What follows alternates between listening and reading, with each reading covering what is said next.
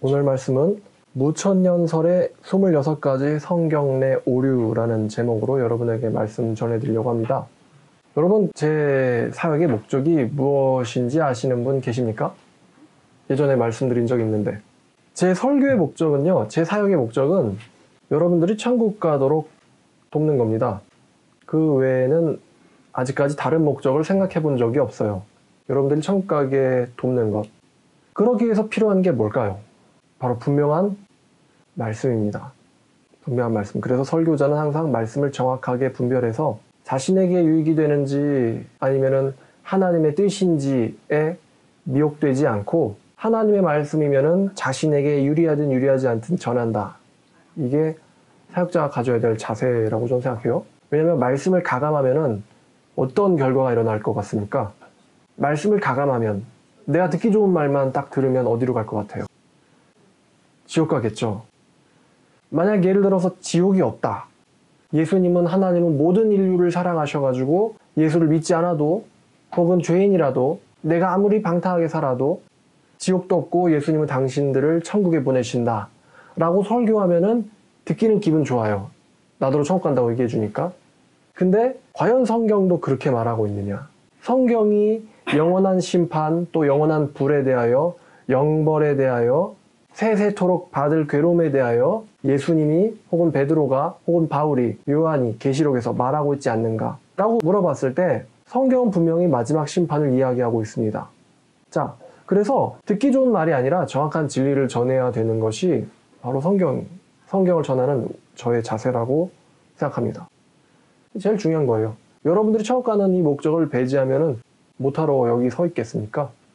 자, 이 천년왕국설이라고 여러분 좀 낯설지만 들어보신 적도 있을 거예요. 천년왕국설이라고 여러분 좀 설명을 해드리겠습니다. 현재 정통교단 내에서 정통적으로 받아들여지고 있는 천년왕국에 대한 학설은 3가지가 있어요.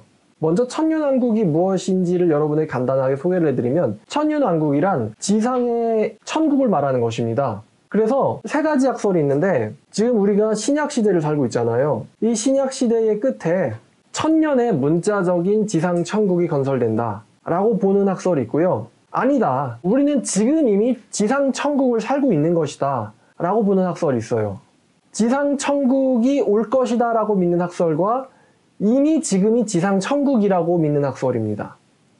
그리고 지상 천국이 올 건데 지상 천국이 오기 전에 누가 먼저 오시냐면은 예수님이 먼저 재림하셔가지고 이 세상에 부조리한 것들과 믿지 않는 사람들을 심판하시고 그 다음에 지상 천국이 1000년 동안 생길 거다 라고 얘기하는 학설을 우리는 전천년설이라고 부릅니다. 역사적 전천년설. 그러니까 천년왕국 있기 전에 누가 먼저 온다고요? 예수님이 먼저 오시는 거예요. 심판하러. 예수님이 먼저 오시고 그 다음에 천년왕국이 생기는 거예요. 요한계시록에서 예수님이 언제 오시냐? 19장에서 오세요. 19장에서 백마 타고 나타나시고 20장에 천년왕국이 시작된다. 이게 전천년설이에요. 그 다음에 천년왕국이 있긴 있는데 예수님이 먼저 오시는 게 아니라 우리가 이렇게 살다 보니까 세상이 기독교인들의 유토피아가 되는 거예요. 기독교인들의 유토피아가 돼가지고 기독교인들이 세상을 지배하게 되고 느닷없이 천년왕국이 딱 지상천국 천년이 시작된다. 그 다음에 천년왕국 끝날 때쯤에 그리스도가 오신다 라는 것을 후천년설이라고 합니다. 천년왕국 끝에 예수님 오신다는 거. 자, 그 다음에 성경에서 천이라는 것은 문자적이 아니라 영적으로 봐야 된다. 비유다. 그러면서 천년왕국은 없고 예수님이 부활하시고 나서부터 예수님이 재림하실 때까지가 전부 다 크리스찬들의 지상 천국이다. 라고 한마디로 지금 2000년째 돼가고 있잖아요. 이 학설을 무천년설이라고 부릅니다. 여기서 무천년설이라는 건 천년왕국이 없다는 게 아니라 천년왕국이 이미 시작됐다는 거예요. 2000년 전에. 문자적 천년왕국이 없고 영적 천년왕국 2000년째를 우리가 누리고 있다는 거예요. 자, 본문은 요한계시록 20장입니다. 자, 20장 1절부터 6절까지 보겠습니다. 또 내가 보매 천사가 무저갱의 열쇠와 큰 쇠사슬을 그의 손에 가지고 하늘로부터 내려와서 용을 잡으니 곧 옛뱀이요 마귀요 사탄이라. 이 용을 잡아서 1000년 동안 결박하여 무저갱에 던져 넣어 잠그고 그 위에 임봉하여 1000년이 차도록 다시는 만국을 미혹하지 못하게 하였는데 그 후에는 반드시 잠깐 노일이라. 또 내가 보좌들을 보니 거기 앉은 자들이 있어 심판하는 권세를 받았더라. 또 내가 보니 예수를 증언함과 하나님의 말씀 때문에 목배임을 당한 자들의 영혼들과 또 짐승과 그의 우상에게 경배하지 아니하고 그들의 이마와 손에 그의 표를 받지 아니한 자들이 살아서 그리스도와 더불어 1000년 동안 왕노릇하니 그 나머지 죽은 자들은 그 1000년이 차기까지 살지 못하더라.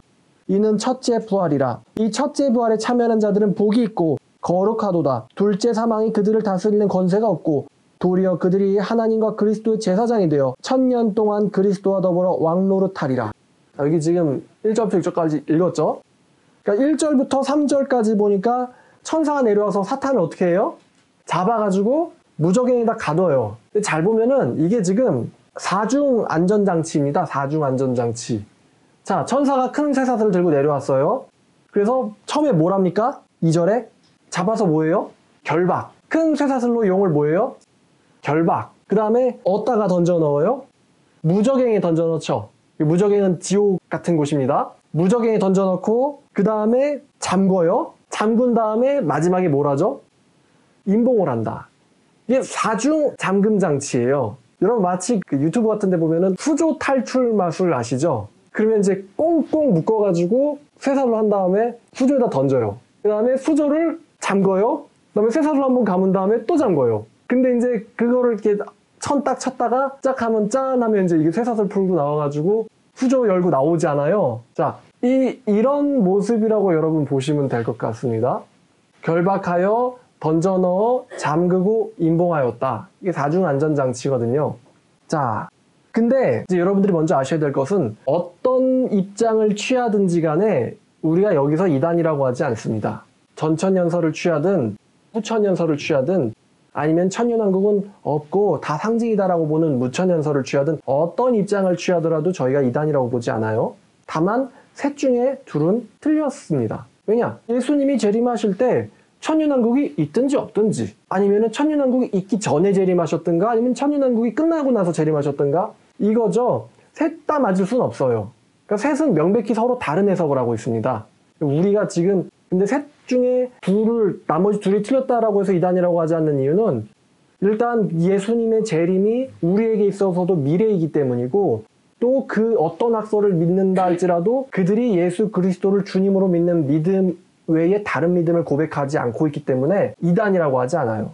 틀렸지만 이단이라고는 하진 않습니다. 이런 거를 알아두시길 바라요. 자, 그래서 이 후천연설과 무천연설은 지금 우리가 이미 지상 천국이라는 거예요. 2000년 전부터. 후천연설은 아직 시작 안 됐지만 무천연설 학설 같은 경우는 우리가 이미 2000년 전부터 지상에서 천국에서 왕노릇하고 있다는 거예요. 지상 천국. 4절 보니까 자, 예수를 증언함 때문에 목배임을 받은 사람들이 있어요. 이 사람들이 자, 세 글자로 뭐 하게 됩니까? 예수 때문에 목배임을 받은 사람들과 또 우상에게 경배하지 않고 그들의 이마에 표를 받지 아니한 사람들이 있는데 이들이 뭐를 받습니까? 세 글자로 살아서. 그죠? 살아서 그리스도와 더불어 1000년 동안 왕노릇한다. 그래서 무천연설을 믿는 사람들은 이게 지금 벌써 일어났다는 거예요. 살아서. 그래서 6절에 보니까 그리스도와 더불어 몇 년 동안? 1000년 동안 왕노릇한다 예요. 자, 그럼 여러분들에게 제가 한번 질문을 해보겠습니다. 우리가 지금 신약시대를 살고 있잖아요. 신약시대를 살고 있는데 자, 우리가 지금 바라보는 건 저 천국이에요. 천국을 바라보는데 신약시대를 살다가 이 천국의 맛보기가 지상천국이에요. 이 지구에 건설되는 천년왕국이에요. 천국의 맛보기가 지상천년이에요. 자, 여러분 우리가 이렇게 살다가 갑자기 그리스도가 재림하셔가지고 싹 다 불바다가 되고 바로 지구 없어지고 천국이 되는 게 좀 더 나을까요? 아니면은 이게 선호예요. 뭘 더 선호하시냐는 거예요. 한 번에 지구 사라지고 천국이 나타나는 게 좋다. 1번. 2번. 지상천국 1000년을 경험한 다음에 그 다음에 천국에 가고 싶다. 2번. 자, 여러분 1번과 2번 중에 뭐가 더 마음에 드세요? 1번. 그래요? 1번. 지상천국 1000년보다는 한 번에 그냥 딱 천국이 그냥 와버렸으면 좋겠다. 이게 이제 무천연설이에요. 원래 우리 합동교단이 역사적 전천연설이 주류였는데 이 무천연설은 어거스틴이나 그 유명한 조직신학자인데 헤르만 바빙크 같은 사람들이 무천연설을 믿어요. 그래서 요즘에 무천연설이 꽤 상당한 지지를 한국에서 얻고 있습니다. 그러니까 거의 뭐 한 40대 60 혹은 50대 50 정도라고 보면 돼요. 전천연설과 무천연설을 믿는 사람들이. 근데 제가 이제 좀 느껴보니까 무천년설을 지지하는가 전천년설을 지지하는가에 따라서 삶에 대한 태도가 약간 다르더라고요. 왜냐면은 무천년설을 지지하는 사람들은 이미 자신들이 뭐예요? 천년왕국의 왕이고 제사장이에요. 이미 무천년설을 믿는 사람들은 이미 자신이 천년왕국의 왕이고 제사장이에요. 자, 근데 전천년설을 믿는 사람들은 아직 천년왕국 시작됐어요, 안 됐어요? 안 됐죠? 천년왕국은 누구의 오심으로 시작돼요? 예수님의 오심으로 시작되죠. 자, 그러면은 내가 예수님이 오시고 나서 천년왕국이 들어갈지 안 갈지가 정해졌어요, 안 정해졌어요? 아직 안 정해졌죠? 그러면 우리의 삶의 태도가 좀 더 깨어있고 좀 더 예수님의 말씀에 일치되려고 하고 좀 더 성화를 추구하는 삶을 살기에 난 이미 제사장이야 라고 믿는 입장과 내가 거기에 들어갈 수 있을까? 주님이 오시면은 첫째 부활에 참여할 수 있을까? 라고 물어보는 입장과 어디가 좀 더 경건하게 살기에 유리할까요? 이미 나는 제사장이고 왕이다. 와, 내가 그 왕국에 들어갈 자격이 있을까? 주님 오셨는데 나더러 1000년 동안 쉬고 있으라. 그냥 살아나지 말고 그렇게 말씀하시면 어떡하지? 라고 보는 학설과 뭐가 더 경건에 유리하냐? 그러면은 아무래도 아직 천년왕국 임하지 않았다라고 보는 쪽이 좀 더 유리해요. 그렇지 않나요? 자, 근데요, 그럼 여러분에게 또 하나 질문을 해드릴게요. 지금 여러분이 지상 천국에서 살고 있다고 생각하세요? 아니면은 아니라고 생각하세요? 지금 여러분들의 삶이 천년왕국 안에서 왕같이 제사장 노릇하고 있다고 생각하세요? 아니면 아니에요? 지금 여러분들의 이 삶을 보니까 지금 기독교가 점점점 득세해가지고 다들 여러분을 와, 정말 예수 믿어서 좋겠다 이렇게 생각할 정도로 세상이 점점 더 좋아질 거라고 생각하세요? 아니면은 예수님이 오지 않으면은 답도 없고 희망도 없다라고 생각하세요? 아니, 여러분에 물어보는 거예요, 제가. 전 이미 예수와 더불어 1000년 동안 왕노릇 지금 이미 하고 있어요. 라고 말한다고 해서 이상해! 라고 말할 이유는 왜냐면 셋 다 정통이니까. 다만 이제 여러분들이 느끼기에 야, 이거 지금 우리가 왕이야. 지금 뭐야 이거. 이렇게 자기 생각이에요. 자, 그럼 이제부터 26가지를 가지고 제가 무천년설의 입장을 받아들이는 눈으로 성경을 보면서 걸리는 것들을 제가 찾아봤어요. 찾아봤는데 한번 여러분들 들어보시고 아, 그렇구나 한번 아셔보면 좋겠습니다. 그리고 또 이게 좀 약간 학문적이죠? 이런 것까지 자세하게 들어가니까. 근데 저희 교회 성도님들은 천년왕국 그러면은 무슨 학설 딱 3가지 전천년, 후천년, 무천년이 있고 뭘 믿을 경우에 어떤 이제 삶의 태도를 갖게 되고 또 후천년과 무천년은 지상천국 쪽으로 세상이 발전해야 될 거라는 입장을 가지고 있고 이런 거에 대해서 남들에게 딱 이렇게 얘기할 수 있는 야, 천년왕국 요한계시록 20장 4절에 써있어. 이렇게 설명할 수 있는 지적 수준을 가진 여러분들 됐으면 좋겠어요. 자, 첫 번째. 무천년설 입장은 예수님이 부활하실 때 지금 마귀가 잡혀가지고 결박됐다는 거예요. 그 20장 2절과 3절을 보니까 용을 잡으니 곧 옛뱀이요 마귀요 사탄이라 잡아서 1000년 동안 결박하여 무적에 던져넣어 잠그고 그 위에 임봉하여 1000년이 차도록 다시는 만국을 미혹하지 못하게 하였는데 이 사건이 언제 일어났냐면은 2000년 전에 예수님이 부활하셨을 때 일어났다는 거예요. 이 사건이. 사탄이 단순히 권세가 깨진 정도가 아니라 완전히 잡혀가지고 무적행에 들어갔다는 거예요. 무천년설 입장은. 그래서 여러분 혹시 요한계시록 12장에 무슨 내용 있는지 아세요? 요한계시록 12장에 무슨 내용 있죠? 하늘에 큰 이적이 보이니 누가 나타나요? 어떤 여자가 나타나요. 자, 그 다음에 또 다른 이적이 보이는데 이번엔 또 누가 나타나요? 용이 나타나요. 용이 하늘에서 전쟁을 하는데 이기지 못해가지고 하늘에 있을 곳을 얻지 못했다 그랬어요. 그래서 용이 내쫓기니 곧 옛뱀이요 마귀요 사탄이라 이렇게 돼 있거든요. 자, 그래서 그 전쟁이 2000년 전에 있었는데 그 2000년 전에 용이 하늘에서 쫓겨난 수준이 아니라 아예 잡혀가지고 무적행에 결박돼서 떨어졌다라고 보는 것이 이 무천년설 입장이에요. 땅으로 쫓겨난 수준이 아니라 아예 그냥 무적행으로 묶여가지고 떨어져서 임몽됐다. 이게 무천년설이에요. 그래서 20장 1절부터 3절까지를 요한계시록 12장에 있는 하늘의 전쟁 사건과 동일하게 봐요. 동일하게. 그러면은 20장 3절을 보니까 다시는 만국을 뭐하게 하지 못한다고 그럽니까? 다시는 만국을 미혹하지 못하게 한다라고 했는데 그래서 이제 이 사람들이 뭐라고 이제 무천년설을 지지하는 사람들이 뭐라고 이야기하냐면요. 여기서 만국을 미혹하지 못하게 한다는 건 여기서 만국은 교회만 가리킨다는 거예요. 교회만. 그러니까 여기서 만국을 미혹하지 못하게 한다는 거는 진짜 세상을 미혹하지 못한다는 게 아니라 교인들만 미혹을 못한다는 거예요. 교인들만 미혹을 못한다. 여기서 만국을 교회로 보는 거예요. 자, 근데 요한계시록 자체에서 만국은 뭘 가리키느냐? 세상을 가리켜요. 18장을 보면요. 18장 3절에 그 음행의 진노의 포도주로 말미암아 만국이 무너졌대요. 그 음녀의 음행의 포도주로 만국이 무너졌고 땅의 왕들도 그녀와 더불어 음행하였고 땅의 상인들도 그 사치와 더불어 치부하였다. 그리고 23절을 보니까 23절 후반절에 너의 상인들은 땅의 왕족들이라 네 복술로 말미암아 만국이 뭘 당했대요? 만국이 미혹을 당했다. 자, 예수님이 지상에서 가르치실 때 승천하시기 전에 뭐 조심하라고 우리한테 경고하셨나요? 사람의 미혹을 조심하라. 그죠? 마태복음 24장 4절이요. 이르시되 사람의 미혹을 받지 않도록 조심하라라고 경고하셨어요. 자, 사도 바울도 데살로니가 후서 2장 3절에서 우리에게 뭐라고 얘기했냐면 너희는 모모당하지 말라. 미혹당하지 말라. 데살로니가 후서 2장 3절에서. 자, 또 사도 베드로도 베드로 후서 3장 17절에서 그러므로 사랑할 자들아 너희가 이것을 미리 알았은즉 무법한 자들의 미혹에 이끌려 너희가 굳센 데서 떨어질까 삼가라. 미혹에 이끌려서 굳센 데서 떨어질까 삼가라라고 누구한테 지금 경고하고 있는 거예요? 불신자들에게 아니면 교회에게? 교회에게. 자, 예수님이 불신자한테 경고했어요? 아니면 우리에게 경고했어요? 우리에게. 사도 바울이 불신자에게 경고했어요? 우리에게 경고했어요? 우리에게. 사도 베드로도 누구에게 경고했어요? 우리에게. 그 다음에 요한도 요한 1서 3장 7절을 보니까 자녀들아 아무도 너희를 미혹하지 못하게 하라. 의를 행하는 자는 그 의로우신 같이 의롭고 아무도 너희를 뭐하지 못하게 해라?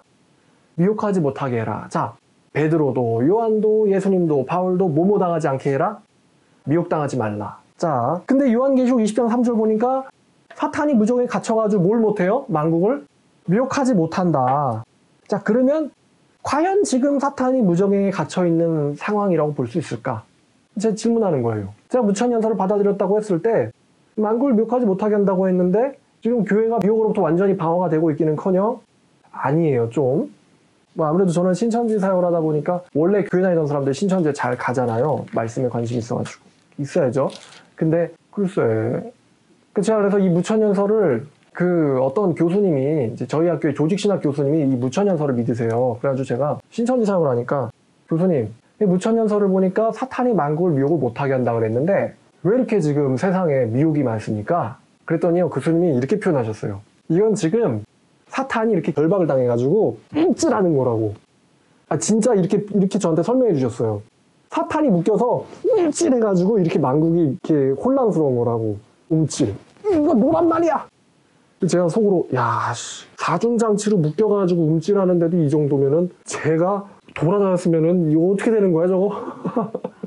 묶인 게 이 정도란 말이야? 그래가지고 이 무적행 속에서 발버둥을 치는 애가 그 파장이 지상까지 엄청나구만. 하여튼 제가 그 교수님이 움찔이 이 만국 미혹의 결과라고 하시는 바람에 무천연설 안 믿을래. 그 대답에 제가 돌아섰어요. 그래서 이 무천연설은 혹시 이 학자들의 테이블에서 나오는 이론이 아닌가 싶어요. 현장에서 나온 이론이 아니라 현장에서 싸워가는 목회자들의 머리에서 나온 이론이 아니라 딱 그 신학교 탁자에서 나온 이론이 아닐까? 여러분 밖에 나가서 예수 믿으세요 그러면은 와 예수 믿으시는 왕 같은 제사장이시군요. 저도 거기에 참여할 수 있단 말입니까? 이렇게 불신자들이 반응할까요? 아니면은 그죠? 약간 정신이상자 혹은 뭐 불결한 뭔가를 만난 듯한 표정을 지으면서 현장에 있는 사람들이 과연 현장의 전도자들이 현장의 사역자들이 지금을 지상 천국과 자기들이 왕노릇하는 시간이라고 믿을까라고 생각하면 저는 회의적이에요. 예수님 와서 좀 정리해 주셨으면 좋겠어요. 이거 참. 자, 두 번째 후천연설과 무천연설은 세상이 점점 좋아져가지고요 그리스도의 왕국이 되고 그 왕국이 되면은 예수님이 재림할 거라고 주장을 해요. 후천연설은 점점 지상천국 될 거라고 그러고 무천연설은 이미 지상천국이에요. 점점 좋아질 거예요 라고 주장을 하는데 여러분 지금 시대를 보면 그런 것 같이 보이나요? 기독교가 점점 힘을 얻고 있나요? 잃고 있나요? 잃고 있죠. 그래서 이것 역시 무천연설을 보는 학자들과 제 느낌이 달라요. 교회가 힘을 얻게 돼가지고 지상천국이 될 거라고? 아닌 것 같아요. 자, 그다음 세 번째, 이 무천연설을 지지하는 학자 중에 그레고리 빌이라는 아주 유명한 요한계시록 대가가 있습니다. 근데 이 그레고리 빌이 뭐라고 주장을 하냐면요. 사탄을 임봉한다는 것은 신자들의 구원의 안정성에 해를 끼치지 못한다라는 것이지 물리적으로 교회를 박해하지 못한다는 말은 아니다라는 거예요. 그러니까 사탄이 임봉돼 있다는 거는 신자의 구원에 해를 못 끼친다는 거지 물리적인 해를 끼친다는 말은 아니다라는 물리적인 해를 끼치지 못한다라는 말은 아니다라고 하더라고요. 그럼 제가 잠깐 또 의문이 생기는데, 여러분 만약에 사탄이 인봉되어 있지 않다고 해보죠. 여러분 사탄이 인봉되어 있지 않다고 해서 구원받은 사람이 지옥 가는 일이 있나요? 구원받은 사람인데 미혹에 성공해가지고 구원받았고 지옥 갔어요. 이런 일이 구약시대라도 일어나나요? 아니란 말입니다. 사탄이 인봉 안 당했다고 해서 구원받은 신자를 멸망시킬 수 있단 말입니까? 하나님의 소유인데? 그건 불가능하단 말입니다. 그러면 이제 물리적으로 교회에게 해를 입어도 뭐 괜찮아. 이게 이런 입장인 건데, 그러면 이제 우리가 역사를 봤더니, 자, 로마에 의한 기독교 학살, 그 다음에 로마 카톨릭에 의한 중세의 개신교인들 학살, 그 다음에 피터 왈도파 아시죠? 개혁교회적 신앙 고백했다가 골짜기까지 도망가서 로마 천주교 사람들한테 몰살당한 사람들, 피터 왈도파의 학살, 또 일본의 천주교가 수십만 명의 몰살당했어요. 16, 17세기에.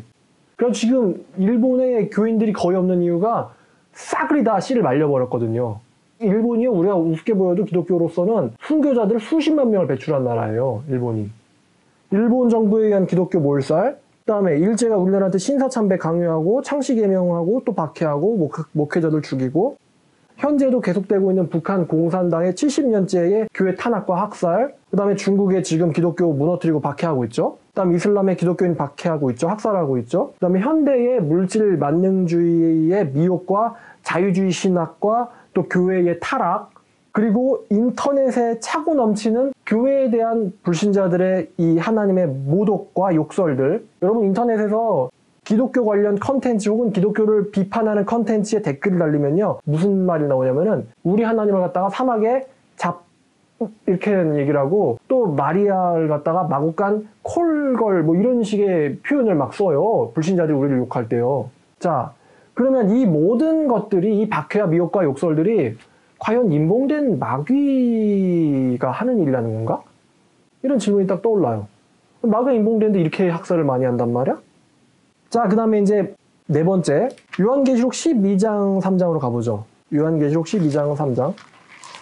12장을 보니까, 자, 12장 7절에 하늘에 전쟁이 있으니 미가엘과 그의 사자들이 용과 더불어 싸울세 용과 그의 사자들로 싸우나 이기지 못하여 다시 하늘에서 그들이 있을 곳을 얻지 못한지라. 그래서 이 큰 용이 내쫓기니 옛뱀 곧 마귀라고도 하고 사탄이라고도 온 천하를 꿰는 자라. 그가 땅으로 내쫓기니 그의 사자들도 그와 함께 내쫓기니라. 그러니까 이 부분을 무천년주의자들은 야, 이게 무적행에 던져지는 사건이다 이렇게 보는 거예요. 자, 근데 13절에 용이 자기가 땅으로 내쫓긴 것을 보고 남자를 낳은 여자를 박해하는지라. 그 다음에 여자의 뒤에서 뱀이 그 입으로 물을 강같이 토하여 여자를 물에 떠내려가게 하되 땅이 여자를 놓아 그 입을 벌려 용의 입에서 토한 강물을 삼키니 용이 여자에게 분노하여 돌아와서 그 여자의 남은 자손 곧 하나님의 계명을 지키며 예수의 증거를 가진 자들과 용이 같이 싸우려고 바다 모래 서 있더라. 그 다음에 13장을 보니까 내가 보니 바다에서 뭐가 나와요? 짐승이 나오는데 지금 용이 지금 뭘 소환했어요? 짐승을 소환했어요. 짐승을 소환해가지고 그 짐승을 보니까 뿔이 열이요 머리 알곱이라. 뿔에는 열 왕관이 있고 머리들엔 신성모독한 이름이 있더라. 자, 2절에 용이 자기의 능력과 보좌와 큰 권세를 그 짐승에게 주었더라. 그래서 그 짐승의 머리 하나가 상을 죽게 된 것 같더니 온 땅이 놀랍게 여겨서 짐승을 따르고, 또 용도 짐승에게 권세를 주므로 온 세상이 용에게 경배하며 또 짐승에 경배하며 이르되 누가 이 짐승과 같으며 누가 이 짐승과 더불어 싸우리오. 5절을 보니까 짐승이 42달 동안 일할 권세를 받고, 6절을 보니까 짐승이 하나님을 비방하고 하늘의 장막에 사는 자들을 비방하고, 또 7절을 보니까 짐승이 권세를 받아가지고 성도들과 싸워서 성도들을 죽이게 되고 각 족속과 백성과 방언과 나라를 다스리는 권세를 짐승이 받으니 죽임을 당한 어린 양의 생명책에 이름이 기록되지 못한 자마다 전부 다 그 짐승에게 경배하게 될 것이다. 그리고 누구든지 귀가 있거든 들을지어다. 사로잡힐 자는 사로잡혀 갈 것이고 칼에 죽을 자들은 짐승의 칼에 죽을 것이니 여기에 성도들의 인내와 믿음이 드러나느니라. 그리고 또 짐승에 이어서 또 다른 짐승이 나오는데, 그 짐승이 12절을 보니까 모든 권세를 행하고 땅에 사는 자들을 짐승에 경배하게 하니 이적을 행하며 심지어 사람들 앞에서 하늘에서 불이 내려오게 하고, 이적을 행하고 미혹하여 땅에 거하는 자들에게 짐승을 위해서 우상을 만들게 하고, 15절 보니까 우상에게 경배하지 않는 자들은 전부 다 죽이게 하더라. 또 그가 모든 자에게 짐승의 표를 받게 하고 이 표를 가진 자 외에는 매매를 못하게 하고 못 살게 하니 이 표는 짐승의 이름이다. 자, 제가 여기까지 12, 13장 읽었어요. 자, 지금 여러분이 12, 13장을 보니까 지금 용이 지금 인봉당해가지고 꼼짝 못하는 것 같아요. 아니면 난리를 발광을 하고 있어요. 지금 난리 발광하고 있죠. 내쫓기니까 지금 이게 아니고 씩씩 이 상태예요. 씩씩이가 됐어요. 그래가지고 바닷가 가서 막 나와라 이러면서 짐승을 불러요. 그 짐승한테 나도 하나님을 흉내내서 너한테 권세를 주겠노라 이러면서 권세 딱 주니까 그 짐승이 빡 이래가지고 죽은 척하다 딱 살아나니까 온 세상이 놀랍게 여겨서 야 이런 하나님 같은 짐승이 어디 있느냐 누가 얘랑 더불어 싸우려 이러면서 다 경배하고 생명책에 이름이 기록되지 않은 자는 전부 다 그 짐승을 경배하게 되고 또 그 짐승에 경배하지 않는 자는 다 뭘 당해요? 몰살당한다. 이게 12, 13장의 스토리거든요. 자 지금 짐승이 성경 내에서 인봉당해서 무정에 갇혀가지고 아무것도 못 이런 상황이에요? 아니면은 지상을 완전히 아예 그냥 온 땅과 백성과 나라와 방언들을 휩쓸어버리는 권세를 가졌다. 인봉이 된 것 같나요? 이 그림이? 저는 요한계시록 읽을 때 가끔 이런 생각을 하는데 여러분 우리가 해리포터라고 하는 소설을 알고 있죠? 아주 많이 팔린 소설이죠. 해리포터라고 해도 그 안에 뭐가 있습니까? 공상과학, 뭐 판타지라고 할지라도 그 안에 뭐가 있어요? 소설 안에는? 일관성이라는 게 있어요. 판타지도 일관성이 있고요. SF 영화도 일관성이 있어요. 이 스토리 안에서 일관성이 있단 말이에요. 해리포터가 지팡이를 탔는데 갑자기 그 지팡이가 똥이 됐어요. 이러면 소설이 될 수가 없는 거예요. 그러니까 요한계시록도 마찬가지로 우리에게 굉장히 어떤 판타지 소설같이 보여요. 장르를 굳이 우리는 묵시 예언이라는 장르를 알고 있지만 요한계시록 일반 사람들한테 보여주면 이거 판타지 같다 이렇게 얘기할 거예요. 근데 용이 잡혔다고 하는데 이렇게 움직이는 거라고 하면은 스토리 이해가 전개가 되겠어요? 안 되겠어요? 안 된단 말이에요. 그러니까 계시록 해석 내에서도 뭘 가져야 돼요? 일관성을 가져야 돼요. 뭐야 얘가 원래 묶인 애였어? 이렇게 되면은 묶인다라는 표현 자체가 좀 우리가 사전적 정의를 다시 내려야 되죠. 묶여있다. 인봉되어 있다. 자, 그래서 사탄은 지금 예수의 십자가의 승리로 하늘에서 떨어져서 추방된 거지 땅에서의 활동이 완전히 인봉된 상태가 아니다 라고 저는 봐요. 자, 그다음 20장 3절에 만국을 속이지 못하게 한다고 했는데 지금 뭐 사탄은 만국을 잘만 뭐하고 있어요? 실질적으로는 잘만 속이고 있죠. 그리고 우리가 도대체 사탄이 인봉되었다 이 만국을 속이지 못하게 한다 그러면은 자 여러분 만국을 속이지 못하게 한다고 했어요. 자 근데 신천지가 매년 무슨 회의를 열죠? 만국회의 열죠. 걔네가 진짜 그 회의를 여는 게 일단 회의인지도 모르겠는데 만국평화회의예요? 아니면 만국미혹회의예요? 걔네가 지금 딱 글자 가져와서 만국회의라고 이름을 짓잖아요. 이게 만국평화회의예요? 아니면 만국을 지금 미혹하려고 하는 회의예요? 그래서 지금 만국에 있는 어떤 정치인들, 대통령들이 진짜 신천지는 비질리야 이러고 오나요? 아니면은 자, 이 평화의 신천지 안에서 한국의 이만희 초회장을 같이 이렇게 막 칭찬해요. 칭찬하죠. 그 사람들 뭐 당했어요? 자, 그래서 JMS도 그렇고 섭리교회도 그렇고 섭리교회 요즘에 해외로도 많이 퍼졌어요. 그 프로비던스 처치라고 하는데 프로비던스 처치 막 외국인들이 나와가지고 막 이렇게 이쁘게 하고는 막 이렇게 뭐 해요. 자, 그래서 사탄이 잘만 하는 것 같은데 그래요. 자, 그 다음에 6번째는 이 그레고리 빌은요 요한계시록 20장과 요한계시록 12장을 같은 내용을 다루고 있는 평행장으로 봐요. 그렇다면은 여기서 내쫓기는 하늘에서 내쫓긴 것은 요한계시록 20장에서 인봉된 거예요. 그럼 내쫓긴 인봉된 마귀가 12장 후반부부터 13장 전체와 같이 교회를 박해하고 쫓아가서 미혹하고 죽이는 거에 대해서 인봉된 마귀가 바다의 짐승을 소환하고 그 인봉된 마귀로부터 짐승의 권세를 이양받고 또 인봉된 마귀에 소환된 짐승이 성도들을 찾아가면서 박해하고 미혹하고 에 대해서 어떻게 설명할 것인가 라는 의문점이 남아요. 그 다음 7번째는 로마 카톨릭이 기독교 공인 이래로 1000년 동안 사람들을 미혹했어요. 뭘 못 보겠죠 걔네들이? 성경을 못 보겠어요. 그러니까 마음대로 내가 만들어서 말을 하면은 다 믿는 거예요. 성경이 없으니까. 사람들을 미혹해서 무슨 시대를 만들었죠? 암흑시대, 다크에이지를 만들었어요. 암흑시대를 만들었고 지역 천국 가기 힘든 시대를 만들었단 말이에요. 그래서 이제 종교개혁자들이 한결같이 교황이나 로마 카톨릭을 가리켜서 뭐라 그래요? 음녀다, 또 적그리스도다 이렇게 비판을 하거든요. 자, 근데 이 1000년 동안 암흑시대를 만들고 미혹하는 일이 일어났는데 어떻게 이게 인봉된 마귀의 행동이라는 거냐? 이렇게 질문할 수가 있는 거죠. 인봉된 마귀인데 너무 쎄. 그죠? 그 종교개혁자들 다 도망다니고 붙잡혀서 화형당하고 너무 쎄 인봉됐는데. 자, 그 다음에 8번째는 그레고리 빌은 요한계시록 13장의 짐승을 뭘로 보냐? 로마로 봐요. 로마로 보면서 또 로마로만 보는 게 아니라 모든 나라를 상징한다고 봐요. 짐승이 모든 나라를 상징한다. 여기에는 저도 동의해요. 요한계시록 13장의 짐승은 모든 나라를 상징하는 거다. 근데 이 모든 나라와 네로로 본단 말이에요. 네로 카이사르. 네로로 상징된 적그리스도로 보고 있는데 자, 그러면 인봉된 네로와 로마가 기독교인들을 그렇게 많이 살해했느냐? 이런 또 질문이 나와요. 자, 그리고 이제 9번째는 예수님의 초림으로 마귀가 인봉당했다고 한다면 어떻게 마귀가 성도와 싸워서 성도를 죽이고 이기는 권세를 받을 수 있을까요? 예수님의 초림으로 마귀가 인봉됐다. 그럼 그 인봉된 마귀에게 어떻게 성도와 싸워서 이기고 죽이는 권세, 요한계시록 13장 7절에 권세를 받아 성도들과 싸워서 이기게 되고, 이거는 죽인다는 이야기예요. 어떻게 이런 권세를 이양받는가? 자, 그 다음에 여러분 요 13장 7절 성도와 싸워서 이긴다, 요거요 어디서 온 구절이냐면 이게 다니엘에서 온 구절이에요. 다니엘서 7장 21절에서 온 거예요. 한번 보실까요? 다니엘서 7장 21절을 보니까 내가 본즉 이 뿔이 누구와 싸워서 이겼어요? 성도들과 싸워서 그들에게 이겼더니. 자, 그래서 성도들이 짐승에게 살해를 당했어요. 그럼 이제 성도들이 뭐가 있을까요? 짐승에게 원한이 있어요. 내가 뭐 잘못한 게 있어서 살해당한 것도 아니고 하나님 섬긴다는 이유로 짐승한테 살해를 당했으니까 뭘 갖고 있어요? 원한을 갖고 있어요. 자, 하나님이 원한을 풀어주실까 안 풀어주실까? 풀어주시지. 그래서 21절에서는 살해를 당했고 22절은 어떻게 됩니까? 옛적부터 항상 계시니가 와서 지극히 높으신 이의 성도들을 위하여 뭘 풀어줬어요?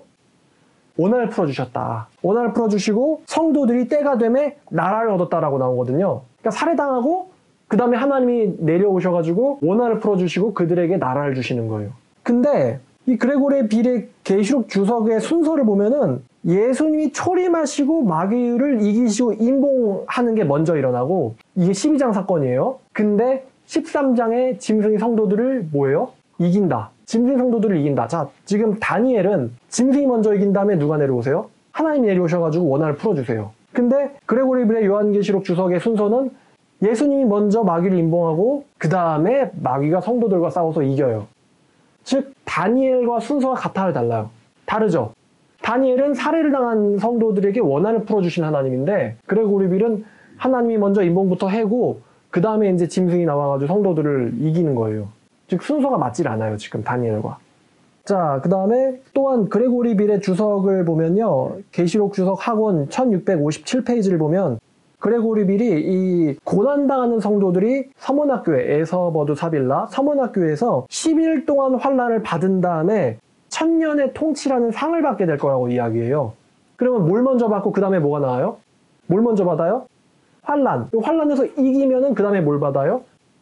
상급, 천년 통치라는 상급을 받아요. 자, 근데 이분은 환난이 있기 전에 원래 순서를 보면은 환난을 우리가 왜 받아요? 예수를 믿으니까 받아요? 안 믿으니까 받아요? 예수를 믿으니까 받는 거죠. 그럼 예수를 믿는다는 건 무천년설 입장에선 이미 나는 뭐예요? 천년왕국에 들어와 있는 상태잖아요. 그러니까 그레고리 빌도 11일 환란을 이긴 다음에 나오는 게 천년 통치인데 이미 무천년설 입장에선 천년 통치 안에 들어가 있거든요. 그렇기 때문에 환란을 당하는 거지. 그러니까 순서가 맞아요, 안 맞아요? 안 맞고 있죠, 지금.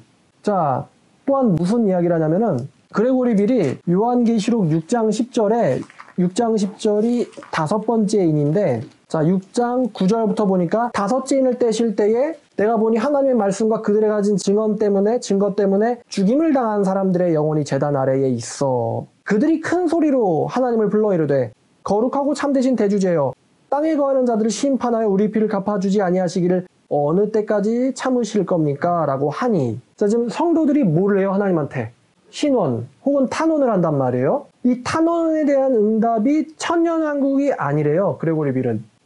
성도들의 탄원에 대한 응답은 천년왕국이 아니다. 성도들의 탄원은, 이 빌은 19장과 20장 7절 이하의 최후의 심판이라고 말합니다. 성도들의 탄원은 천년왕국이 아니라 최후의 심판이다. 자, 근데 여러분, 우리 방금 다니엘 7장 22절 봤잖아요. 7장 22절 봤는데 여호와께서 내려오셔가지고 성도들의 원한을 풀어주잖아요. 이게 초림 때 성취된 게 아니고 그레고리 빌에 따르면 성도들의 탄원으로 하나님이 주시는 상은 천년왕국이 아니라 성도들의 탄원으로 주시는 상은 용에 대한 최후의 심판이라고 그레고리 빌이 말했어요. 자, 그렇다면은 다니엘서 이 7장 22절에 성도들의 원한을 갚아주시는 사건이 그레고리 빌에 따르면 초림 때 있을 사건이에요? 재림 때 있을 사건이에요? 재림 때 있을 사건이죠. 그렇다는 것은 이 요한계시록에 등장하는 성도들의 원한이 풀리는 사건은 이미 2000년 전에 일어난 사건이 아니라 재림 때 있을 사건이다라는 거죠. 다니엘서 7장 22절의 성취는 초림이 아니라 언제다? 재림때다. 빌도 성도들의 원한에 대한 탄원은 천년왕국 시작된 게 아니라 마지막 최후의 심판으로 응답하시는 거다라고 보니까요. 조금 복잡했죠. 그러면 이제 이런 복잡한 거를 만약에 전천년설이라고 한번 해봐요. 전천년설이면 천년왕국이 왔어요, 안 왔어요? 아직 안 왔죠. 그래가지고 용한테 뭘 당해요? 박해를 당하죠. 그래서 죽임 당했어요. 그래서 제단 아래 가가지고 하나님한테 탄원을 해요. 언제 갚아줄 거냐고. 그러니까 하나님이 그래 좀만 기다려 내가 갚아줄게. 그래서 갚아주는 게 당연히 뭐예요? 당연히 재림의 심판이에요. 그러면 그 재림의 심판도 당연히 다니엘서 7장 22절에서는 당연히 그 예적부터 계신 이가 오셔가지고 원한 풀어주는 것도 재림 때 있을 일이에요. 근데 무천년설주의자들은 다니엘서 7장 사건이 초림 때 일어났다고 생각해요. 그러니까 이제 충돌하는 거예요. 그래? 초림 때 원한을 다 풀어줬단 말이야? 근데 그러놓고선 요한계시록에서는 초림 때 원한 풀어주는 게 아니고 최후 심판 때 원한을 풀어준다며? 그럼 다니엘 해석이랑 요한계시록 해석이랑 지금 안 맞고 있잖아? 라는 거죠. 자, 그 다음에 또 12번째는 그레고리 빌이 다니엘서 7장 22절 이 원한 풀어주시는 사건을 해석하면서 이 사건은 초림 때의 심판이 시작돼가지고 초림 때에 시작됐다라고 보는 거예요. 초림 때 응한 말씀이라고 보는데 지금 성도들의 원한이 다 풀렸어요? 안 풀렸어요? 안 풀렸죠. 나라 다 얻었어요? 안 얻었어요? 안 얻었죠. 그래서 심판은 초림 때부터 시작됐는데 이 심판이 재림 때 완결된다라고 말해요. 그러니까 지금 여호와께서 예적부터 계시니까 내려와가지고 지금 2000년 동안 지금 심판하고 계신 거예요. 원한 풀어주려고 2000년 동안. 어디 가서 숨었냐 빨리 나와! 이러면서 2000년 동안 지금 원한 풀어주시는 중인 거예요. 그렇게 해석을 하고 있어요. 초림 때 시작됐지만 완결은 재림 때 된다. 2000년 때 지금 내려오시는 중이거나 2000년째 심판하시는 중이거나. 그러면은 다니엘서 7장 저번에 설교에서 나왔던 13절 말씀 다니엘서 7장 13절 말씀을 보니까 여기 내가 또 밤 환상 중에 보니 인자 같은 이가 하늘구름을 타고 와서 예적부터 하늘구름을 타고 와서 왜 오시죠 이분이? 성도들 못 풀어주려고 와요? 원한 풀어주려고 와서 예적부터 항상 계신 이에게 나아가서 그 앞으로 인도되매 그에게 권세와 영광과 나라를 주고 그 모든 백성들은 나라들과 다른 언어를 말하는 모든 자들이 그를 섬기게 하였으니 이 사건이 초림 때 일어났다. 다니엘 7장 21절 성도들의 원한의 탄원 이 사건이 초림 때 일어났다라고 보면서 요한계시록의 성도들의 원한은 재림 때에 풀린다 라고 얘기하면은 지금 말이 또 맞습니까 안 맞습니까? 안 맞아요. 인자가 내려오셔가지고 원한 풀어주시는 사건이 초림 때 일어났다라고 보면서 요한계시록의 성도들의 원한이 풀어지는 거는 초림 때가 아니라 언제? 재림 때라고 보고 있다는 것은 지금 다니엘 해석과 요한계시록 해석이 서로 충돌하고 있다는 거예요 지금. 자 그럼 만약에 전천년설로 보죠. 다니엘서 7장 13절과 22절에 인자가 와서 혹은 예적부터 계신 이가 와서 성도들의 원한 풀어주시고 그들에게 나라를 주시는 사건이 초림 때부터 시작된 사건인가 아니면 재림 때 일어날 사건인가? 재림 때 일어날 사건이라고 봐야지 요한계시록에서 성도들의 원한을 풀어주시는 사건도 재림 때 일어날 사건이라고 딱 보는 게 딱 아다리가 들어맞지 않나요? 자 그래서 이 그레고리 빌이 이 다니엘서 7장을 해석하면서 참 난점을 겪고 있어요. 그레고리 빌에 따르면 하나님은 2000년 동안 사탄을 쫓아다니면서 심판하는 걸로 보여요. 2000년 동안 초림 때부터.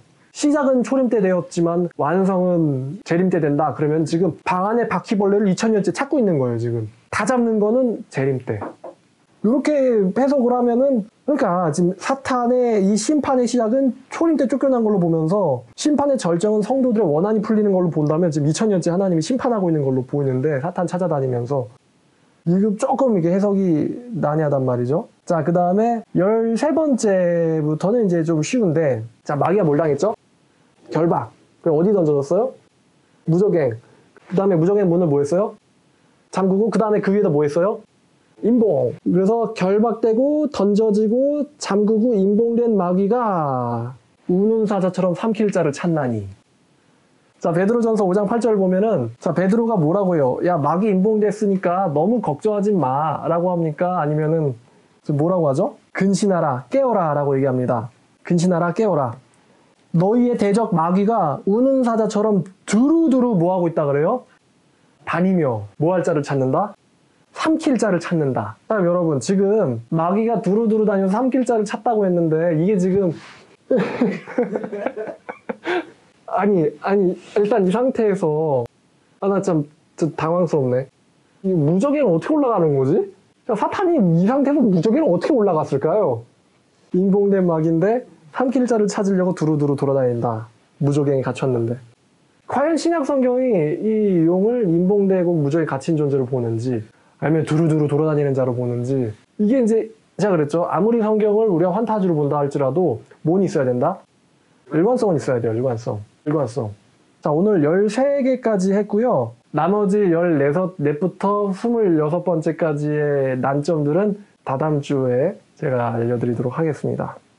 여러분, 우리 하나님의 나라를 사모하는 저와 여러분 되시기를 주님의 이름으로 축원합니다. 기도하겠습니다. 하나님 아버지 감사합니다. 오늘 무천년설의 26가지 오류 첫 번째 말씀으로 보았습니다. 아버지, 우리가 이미 천국이 아니고 지상천년왕국을 사모하는 자들 되기를 원합니다. 하나님, 정말 우리가 어떤 이론이 맞는지 저희는 정확하게 알지 못합니다. 그러나 좀 더 성경적이고 좀 더 성경과 부합한 이론을 주님 우리가 발견하게 하시고 또 우리가 이 천년왕국에 대하여 또 주변 신자들에게 또 사람들에게 전하여서 하나님의 나라를 전파할 수 있는 우리 모두 되도록 도와주옵소서. 예수님의 이름으로 기도드렸습니다. 아멘.